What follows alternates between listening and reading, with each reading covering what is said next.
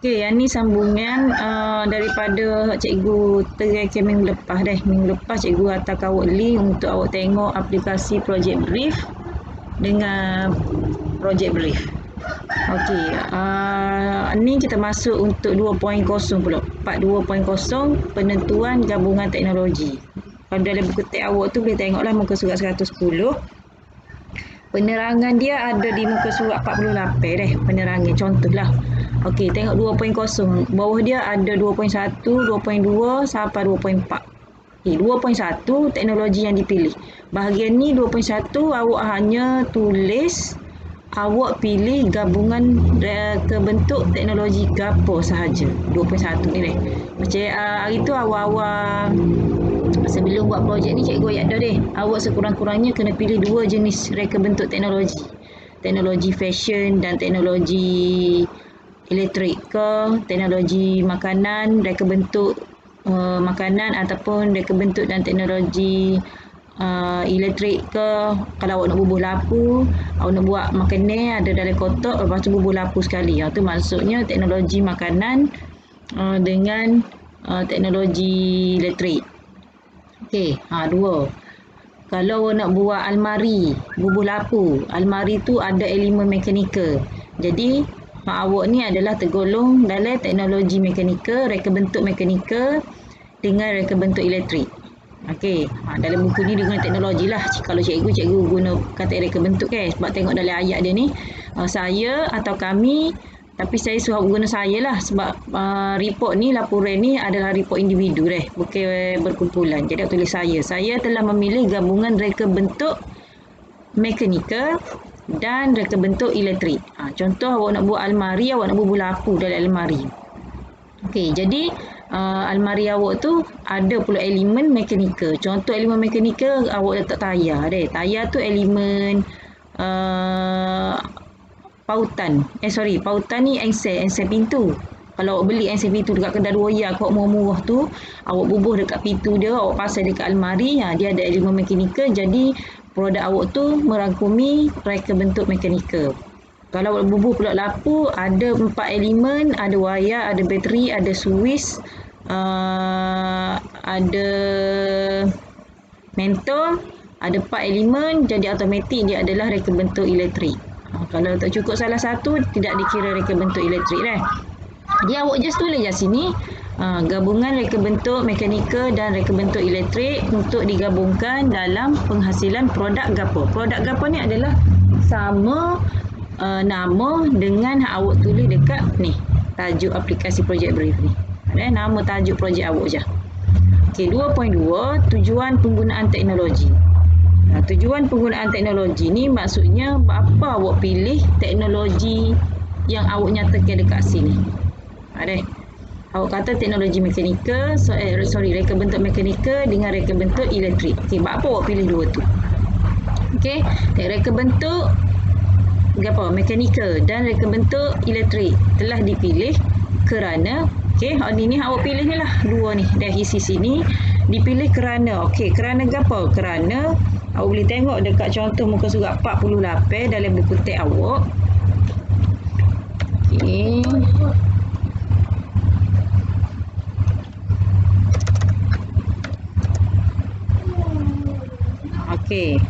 Tujuan penggunaan teknologi. Ada contoh ni sekejap ni lah. Reka bentuk perlu memahami tujuan suatu teknologi dipilih bagi reka bentuk produk. Pemilihan teknologi yang tepat akan menghasilkan produk baru yang unik, memenuhi keperluan dan kehendak pelanggan. Maknanya kalau awak rujuk kepada borang kajian pelanggan awak tu, mestilah awak tulis penambahbaikan awak nak buat. Sini penambahbaikan apa tu. Jadi, pemilihan teknologi awak ni mestilah boleh menyelesaikan masalah awak sini ni. Awak tulis dah sini kelemahan, lepas awak tulis sini penyelesaian. Jadi boleh tulislah sepatutnya tujuan teknologi tu awak pilih tu sepatutnya boleh menyelesaikan masalah awak lah. Jadi kalau bawah ni dipilih kerana dapat menyelesaikan masalah penggunaan almari ketika waktu gelap, ketika keadaan gelap. Maknanya awak bubuh lapu dari almari awak tu boleh selesai masalah awak nak guna waktu gelap. Okey. Ataupun awak bubuh tayar dekat almari ni. Dipilih kerana dapat menyelesaikan masalah untuk mengalihkan almari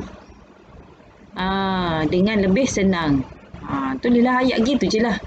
Okey, senang je, simple. Okey, 2.3 adalah fungsi teknologi.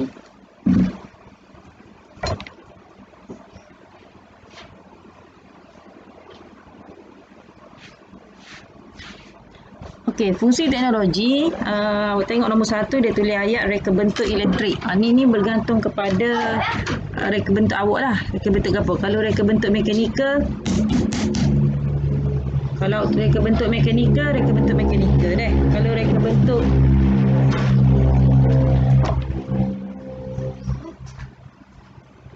Kalau reka bentuk makanan, tulislah reka bentuk makanan. Okey, jadi kalau reka bentuk elektrik, mestilah dia ada komponen-komponen dia. Jadi komponen dia tu mesti ada fungsi. Jadi awak senaraikanlah. Macam sini dia bagi hanya contoh satu saja. Dalam reka bentuk elektrik bukannya ada motor je ni. Reka bentuk elektrik adalah wayar, ada beban, ada suis, ada mentor, ada bateri. Jadi awak kena tulislah setiap mentor fungsi dia apa, wayar fungsi dia apa. Okey. Kalau reka bentuk mekanikal, awak letak apa? Contoh produk awak ada gear, ada pautan, ada alas berbola. Ni awak boleh refer dekat buku teks tingkatan 2 deh. Kalau awak tak boleh refer, tak ada buku teks digital ada, okey. Jadi awak guna buku teks digital tu, tengok dekat reka bentuk mekanikal gapo elemen ada. Okey, jadi fungsi. 2.4 kekuatan dan kelemahan teknologi. Okey, kekuatan dan kelemahan teknologi ni awak tengok contoh yang ada dalam buku teks awak. Okey, ni contoh deh. Muka surat berapa ni? Muka surat 50. Okey, ni tengok contoh dia buat ayat deh. Boleh tengok contoh. Tujuan ni mengatasi kelemahan yang terdapat pada berus kasut konvensional. Tu tujuan dia awak pilih elektrik. Sebab awak tak si guna manual awak berus dengan tangan penat. Jadi awak guna elektrik. Ada bateri. Lepas tu reka bentuk penggilap kasut magic dihasilkan lebih dinamik, berkualiti, selamat, digunakan mesra pelanggan dan mesra alam. Ni ayat penyedap ni. Okey, fungsi teknologi. Tengok reka bentuk elektrik. Ada motor AT, ada bateri, ada wayar, ada switch tekan tutup. Jadi kalau ni sebaik-baiknya awak terangkan satu persatu lah. Bateri fungsi dia ke apa. Okey, motor AT fungsi dia ke apa. Switch tekan tutup fungsi dia ke apa. Boleh Google je lah, Google. Dalam buku teks awak pun ada. Baca. Kena rajin baca. Okey, bahagian B reka bentuk mekanikal. Okey, dalam mekanikal produk dia ada ke apa. Ada gear taji. Satu lagi ada komponen ni, pad penggilap. Dekat pad penggilap ni kan dia akan musing menggunakan berdasarkan gear ni. Tu jadi fungsi gear taji ni ke apa? Dia tulislah memindahkan kuasa dan membolehkan pad penggilap berputar untuk menggilat atau membersihkan kasut. Jadi awak kena tengok gitulah. Okey, kekuatan dan kelemahan teknologi. Okey, kekuatan dan kelemahan teknologi ada 2 teknologi yang awak pilih tu. Komponen sini adalah berdasarkan komponen yang awak buat dekat sini, ke atas ni. Kalau ada part sini, maknanya part lah kena ada darjah 2. Kalau ada 2 lah kena ada darjah 2. Okey. Tengok ni ada 2 kalau mekanikal.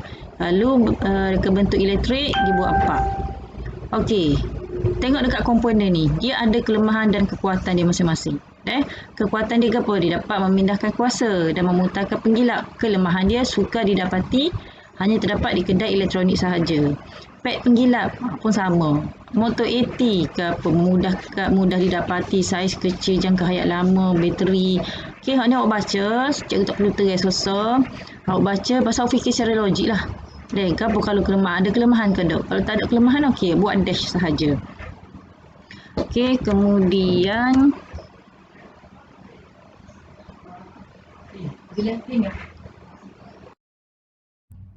ini buku teks tingkatan 2 deh.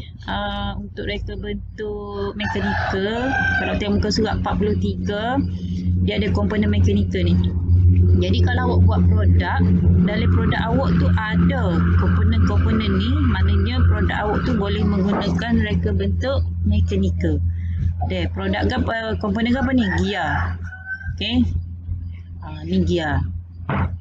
Lepas tu ada pautan. Pautan ni sama juga pun macam engsel pintu tu lah. Kita panggil pautan. Lepas tu tuil ataupun tuas. Tuil tertuas, lepas tu ada takan. Maknanya kalau guna tali ke, okey, ada guna tali, guna roda gini, ada takan. Lepas tu tali sawat. Tali sawat, tali sawat macam basikal tu deh. Kemudian ada aci sesonda ataupun camshaft. Kemudian ada crankshaft. Ada glonso, slide. Glonso atau ada slider. Kalau guna kaedah slider ke. Lepas tu ada ball bearing ataupun galas berbola. Yang ni bindu cap kalau guna pintu tombol macam pintu ni. Jadi kalau buat almari guna lock-lock kaedah tombol gini, jadi produk awak tu dah tergolong dalam reka bentuk mekanikal. Okey, ni dah mekanikal. Kemudian kita tengok pemilihan produk. Kejap. Okey, sambungan ni sambung untuk 3.0. Sepatutnya ni awak siap lama dah ni. Okey. Minggu ni kalau boleh siapkan lakaran. Saya andaikan awak siap dah sampai 2.4. Okey. Kalau buka sekolah nanti sampai 2.4 saya nak terima. Semua pelajar kena hantar ke cikgu. Okey, untuk bahagian 3.0 perancangan konsep. Perancangan konsep adalah pemilihan konsep reka bentuk awak tu. Guna elemen gapo, guna prinsip gapo. Okey, 3.1 tulis saya telah memilih konsep. Okey, konsep ni adalah bergantung kepada ni hak cikgu terang gitu bahagian mana konsep. Sekejap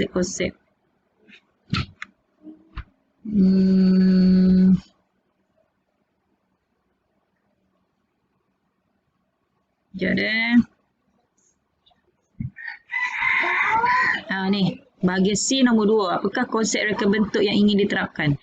Ingat tak cikgu terang bentuk mengikut fungsi ataupun fungsi mengikut bentuk. Jadi awak tulis sini je lah. Konsep apa? Konsep fungsi mengikut bentuk ataupun bentuk mengikut fungsi. Jadi awak tulis balik ayat tu situ. Konsep gapo awak guna? Okey. Lepas tu kerana apa? Kerana nak mengatasi masalah ke apa? Kena tulislah kerana. Sebabnya kerana pelanggan inginkan bentuk fizikal yang sama tetapi fungsi diubah sesuai ke. Pandai awak lah buat ayat deh. Okey, boleh tengoklah contoh dalam buku teks. Ada muka surat 52 tu penerangan untuk konsep ni tadi. Saya terang dah minggu lepas. Kalau tak payah juga ke, awak buka baliklah link yang cikgu bagi minggu lepas tu. Okey, elemen reka bentuk yang digunakan pada lakaran. Elemen ni pun sama, ada dah dekat dalam buku teks awak, muka surat 53 hingga muka surat 57. Elemen dengan prinsip. Awak cuma tulis sahaja. Elemen gapo? Elemen saiz, garisan, warna, bentuk. Tulis gitu je. Kemudian prinsip. Tulis prinsip gapo ada. Prinsip keharmonian, keringkasan, penekanan, pergerakan kau. Okey, untuk 3.2, lakaran perkembangan idea. Okey, kalau dalam buku teks awak ni, dia bagi 4 jenis lakaran. Produk awak tapi ada 4 jenis idea. Tapi untuk awak ni saya bagi minimum, cikgu nak minimum ada 2. 2. Kalau nak bagi banyak pun lagi bagus. Jadi dekat lakaran awak ni, awak kena ada lakaran, gambar, awak lukis. Okey. Lepas tu kena ada label. Besarkan, kena ada label. Okey, label bahagian-bahagian penting sahaja deh. Bahagian-bahagian penting ya. Kemudian awak kena tulislah prinsip gapo ada, elemen gapo ada. Okey. Jangan tiru dalam buku teks. Buku teks ni lakaran dia bukan lakaran awak. Bukan produk awak. Produk tak sama, lakaran tak sama. Jadi elemen dan prinsip pun boleh jadi tidak sama. Okey, lakaran idea yang kedua pun sama. Buat lakaran gini. Kalau boleh buat lakaran 3D, lagi bagus buat lakaran 3D. Lagu mana nak menghasilkan lakaran? Dalam buku teks tingkatan 1, bab 4. Awak belajar bahagian lakaran. Okay, ada lakaran isometri, ada lakaran pictorial. Kalau buat ni sepatutnya awak kena ikut lakaran tu lah. Jenis-jenis lakaran tu. Okey, kejap. Tengok ada tak. Lakaran. Ni bab 3. Okey, ni lakaran. Teknik-teknik lakaran. Okey, ni lakaran oblik. Lakaran oblik gini rupa dia. Ada paksi Y, paksi X, paksi Z. Macam mana kaedah nak lukis lakaran oblik? Dia siap tulis dah. Siap tunjuk step by step. Okey, ni isometrik. Isometrik ni dia tajam gini. Dia lain dengan oblik tadi. Oblik tadi depan ni dia straight. Okey, ni kaedah melakar oblik. Isometrik. Kemudian ada lakaran perspektif. Ni lakaran perspektif. Okey, perspektif 1 titik, 2 titik dan juga 3 titik. Ada dalam buku teks tingkatan 1. Boleh tengok menggunakan buku teks digital. Tak perlu ada buku teks gini pun tak apa. Tengok dia lukis lakaran perspektif. Almari dah. Jadi awak sepatutnya boleh buat secantik inilah. Okay, duduk rumah ni. Kerja sekolah lain pun tak buat sangat dah. Cikgu-cikgu bagi kerja sekolah pun tak buat sangat. Kalau rasa malas nak nulis, boleh melukis. Teram melukis ni. Okey. Boleh refer sini. Jadi ni adalah lakaran awak. Cikgu nak sekurang-kurangnya ada 2 jenis lakaran. Jadi berdasarkan idea awak bagi ke cikgu tu, kalau 4-4 lah, kalau 2-2. Jadi berdasarkan hak 2 tu, contohnya 2, awak kena pilih 1 sahaja untuk jadi produk awak yang final, yang terakhir. Jadi produk awak yang terakhir, yang siap nanti awak nak buat tu, mestilah ikut 100% lakaran ini. Jadi soal lagi tu sebagai nak buat perbandingan. Awak ubahlah sikit, ubah saiz dia ke, ubah bentuk ke. Okey, lakaran idea tak perlu warna lagi. Okay, just lukis je, buat macam bentuk 3D, ada bayang-bayang ni pun okey dah. Okey, kemudian ada 4.0 lakaran akhir bermaklumat. Kenapa dia panggil bermaklumat? Sebab bermaklumat ni dia sangat detail. Sangat detail ni maksudnya ada saiz, ukuran 180mm, 30mm. Okey, ni awak kena buat produk akhir awak samalah dengan saiz awak buat dekat lakaran bermaklumat ni. Lepas tu bahan dia dah terperinci sikit. Guna span, guna kayu, guna bateri, guna motor. Walaupun dekat luaran ni awak tak tahu bateri tu duduk mana, wayar tu duduk mana, motor tu duduk mana ni. Jadi bukan kata kena label satu-satu dekat sini. Awak boleh tulis dekat tepi ni lah. Saiz ni pun saiz penting-penting lah. Tak payahlah awak cuci nak pergi tulis pula berapa mm, tak perlu. Okey, kemudian prinsip dengan elemen tetap kena ada. Okey. Lepas tu kalau boleh warna lagi bagus. Okey, untuk 4.2 adalah lakaran ceraian. Lakaran ceraian, awak andaikan awak leraikan produk awak ni tadi. Awak leraikan produk ni tadi, ada gapo dekat dalam ni. Susun atur, lakaran ceraian ni sama seperti susun atur awak nak pasang barang tu balik. Pek penggilak kena duduk bawah. Kemudian kena ada penutup dia. Bawah penutup dia ni ada skru pula. Lepas tu ada penutup bateri. Lepas tu ada suis, ada perumah. Jadi awak kena susun atur. Moleklah ikut macam andaian awak bagi benda hak pelerah ni ke orang. Lagu mana orang tu nak pasang balik. Orang tu boleh rujuk dekat lakaran ceraian awak. Jadi alik bawah kena ada goni. Lepas tu ada skru. Gitulah umpamanya dah. Dan setiap komponen ni kena label. Okey, kena label. Kalau barang awak tu ada kiri kanan, produk dia pasal ada di kiri dengan di kanan, awak lukis alik kiri dia, alik kanan dia. Ikut kedudukan dia betul dah. Okey, 4.3 adalah analisis lakaran produk dari aspek elemen reka bentuk. Elemen ni awak tulis letak di dalam awak punya lukisan ni. Ni awak tulis ni. Prinsip dengan elemen ni kan. Okey. Dekat jadual ni awak tulis semua sekali. Sini ada lapar. Tapi dekat lakaran awak ni awak tak buat lapar. Okey, awak tu tak apa. Sini awak buat dulu lapar. Dan ada dengan tiada ni awak tik. Berdasarkan awak buat dekat lakaran ni tadi. Contoh lakaran ni awak letak tu ni contoh.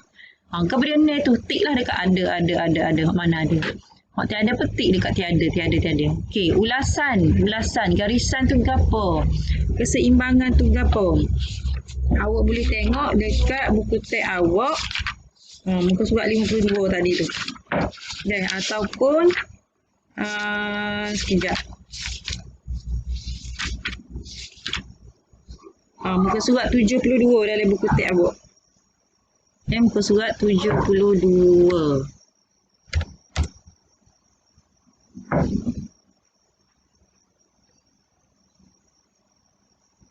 Okey, muka surat 72 dah. Tengok dia buat elemen, dia tik yang mana ada, lepas tu dia buat ulasan. Tekstur. Kalau produk awak ada tekstur kayu, tulis tekstur kayu diperjelaskan pada rekod bentuk produk. Baca muka surat 72 dah. Ni untuk jadual prinsip pula. Okey, hak mana ada tik, hak tiada ni pun tik sini. Dah ulasan. Hak tiada ni buat tak payah ada ulasan lah. Buat dash je. Okey. Ni untuk jadual tadi 4.3 dengan 4.4. Okey, setakat tu saja. Yang 5.0 nanti cikgu explain lain kali. Jadi buat dulu sampai 4.4. Okey, minggu ni kalau rasa tak ada sampai 4.4, okey, fine. Awak buat sampai lakaran idea dulu. Pastikan sebelumnya ni siap. Saya nak tengok lakaran idea. Okey.